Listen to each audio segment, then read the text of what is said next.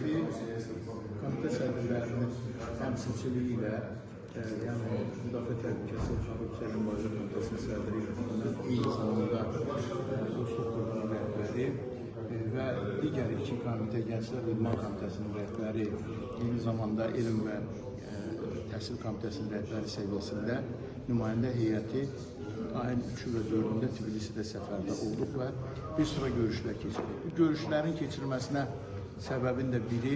Gürcüstan Prezidenti Mikhail Kavelaşvilinin Azərbaycan Prezidenti Cənab İlham Əliyevə görüşü vaxtı Gürcüstan Parlamentlər Arası İşçi Qrupunun rəhbərinin qaldırdığı məsələ ki, gənclər komitələri səviyyəsində, eyni zamanda nazirliklər səviyyəsində gənclər siyasətinin həyata keçirilməsində addımların atılması, gənclər forumunun keçirilməsi və müxtəlif gənclər düşərgəsində Azərbaycan və Gürcüstan gənclərinin görüşünün təşkil edilməsidir. Bununla əlaqədar olaraq parlamentin həm İdman Komitəsində, eyni zamanda Təhsil Komitəsində və təbii ki, bu müvafiq nazirliklərin, eyni zamanda İdman Nazirliyi, Gürcüstan İdman Nazirliyi və Gürcüstanın Elm və Təhsil Nazirliyi və Gənclər Birliyinin rəhbərinin iştirakı ilə biz görüşlərdə olduq və müvafiq qərarlar qəbul olundu. Və yekun olaraq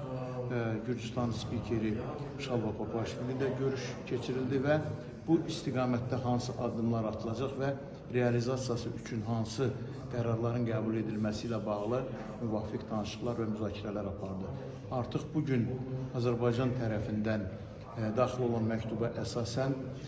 Azərbaycanın iki şəhərində iyul ayının 20-dən 27-sinə kimi Sumqayıt, Bakı və Qubada Gənclər Forumunun keçirilməsi ilə bağlı qərar qəbul edilib və bunun müzakirəsi aparılacaqdır və Şəkidə bir dəfə artıq keçirilib belə bir Gənclər Forumu, bununla bağlı ikinci bir düşərgənin keçirilməsi məsələsi nəzərdə tutulub, yay düşərgəsi. Eyni zamanda Gürcüstanın bir sıra yerlərində, dəniz sahillərində məhz gələcəkdə, yəni ikinci bir mərhələ olaraq bu görüşlərin keçirilməsi nəzərdə tutulub. Düşünürəm ki, Azərbaycan və Gürcüstan parlamentləri arası işçi qrupunun ortaya qoyduğu bu məsələ, eyni zamanda spikerlərin bir-biri ilə razılaşmasından və cənab prezidentlərin də